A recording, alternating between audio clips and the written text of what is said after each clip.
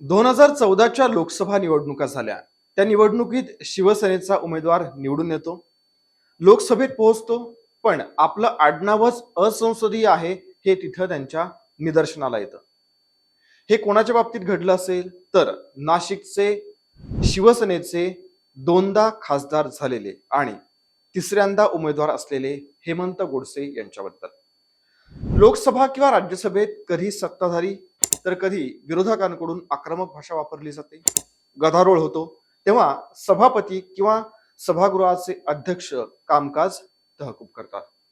कधी असंसदीय शब्द वापरले म्हणून कामकाज तहकूब केलं जातं. असंसदीय शब्द म्हणजे असे शब्द जे संसद कामकाजा दरम्यान वापरता येत नाहीत.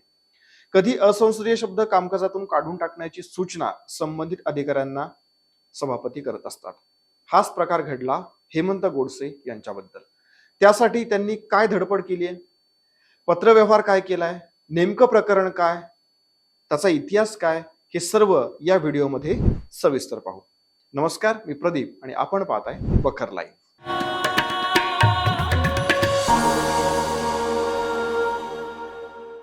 हेमंत गोडसे नाशिकचे 2 वेळा खासदार आणि 2024चे तिसऱ्यांदा महायुतीचे उमेदवार. 2014ला हेमंत गोडसे पहिल्यांदा लोकसभेत पोहोचले, पण जेव्हा ते कामकाजात सहभागी होणार होते त्यावेळी आपलं आडनावच असंसदीय असल्याचं त्यांच्या लक्षात आलं. राज्यसभेतल्या डिसेंबर 2014 रोजीच्या एका चर्चेच्या दरम्यान महात्मा गांधींचा मारेकरी नथुराम गोडसे याच्या नावाचा उल्लेख झाला. त्यावेळी मार्क्सवादी कम्युनिस्ट पक्षाचे नेते पी राजू यांनी हिंदू महासभेकडून गोडसेचं मंदिर उभारलं जात असल्याच्या बाबत सभागृहाच्या ही बाब निदर्शनाला आणून दिली.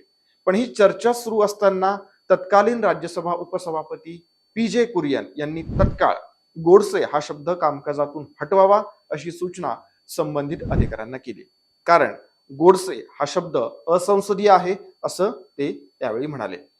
आता हे सर्व घडत असताना खासदार हेमंत गोडसे दुःखी झाले.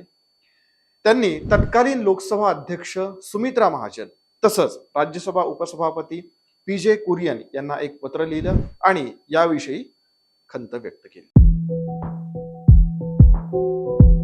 खासदार हेमंत गोडसे यांनी लिहिलेल्या पत्रात काय मजकूर होता बघा. ते पत्रामध्ये म्हणतात, गोडसे हे आपल्याला वारशानं मिळालेलं आडनाव आहे. या आडनावाचे लाखो लोक आहेत. जर गोडसे हा शब्द असंसदीय असेल तर आपल्याला निवडणूक आयोगानं निवडणूक लढण्यास अनुमती कशी दिली? संसदेच्या रेकॉर्डमध्ये गोडसे हा शब्द असंसदीय शब्दांच्या यादीत आहे. त्यामुळे साहजिकच या शब्दाचा वापर मी करू शकणार नाहीये. याची पार्श्वभूमी मला माहीत आहे. पण एक बाब संसदेच्या निदर्शनाला आणून द्यायची, ती अशी की गोडसे हे मला माझ्या पूर्वजांकडून मिळालेलं आडनाव आहे. हे आडनाव आम्ही शेकडो वर्षांपासून वापरतो आहोत. पण एखाद्या व्यक्तीचं आडनावच कसं काय असंसदीय असू शकतं, असा सवाल या पत्रातून हेमंत गोडसे यांनी केलेला आहे. पुढे ते काय म्हणतात बघा.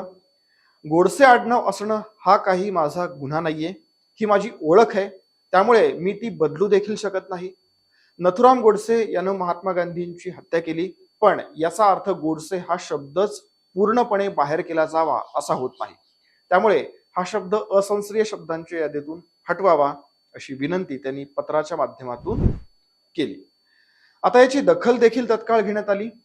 पी.जे. कुरियन यांनी राज्यसभेचे संयुक्त सचिव चंद्रशेखर मिश्रा यांना हे प्रकरण लोकसभा अध्यक्षांच्या निदर्शनाला आणून द्यायला सांगितलं.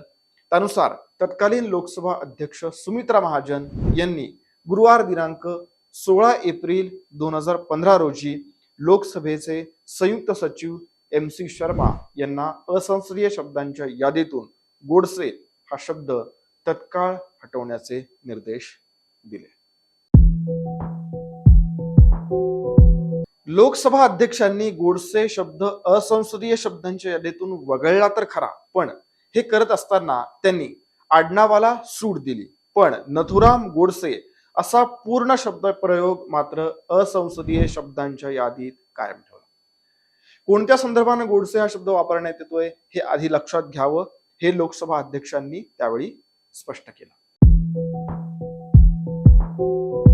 हेमंत गोडसे यांच्या प्रयत्नांना यश आलं, याबद्दल त्यांनी आनंद देखील व्यक्त केला. पण तुम्हाला माहितीये का, गोडसे नावाचे ते काही एकमेव खासदार नाहीयेत.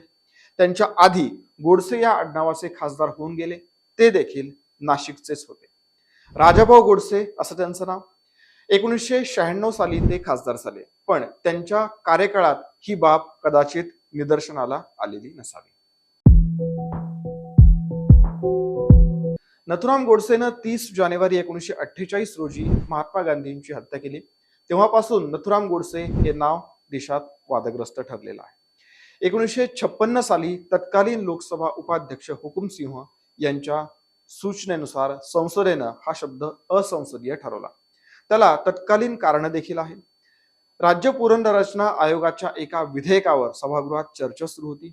त्यावेळी 2 खासदारांनी नथुराम गोडसेला आध्यात्मिक नेता म्हणून संबोधलं होतं, पण यावर आक्षेप घेण्यात आला आणि गोडसे हा शब्द असंसदीय शब्दांच्या यादीत समाविष्ट करण्यात आला.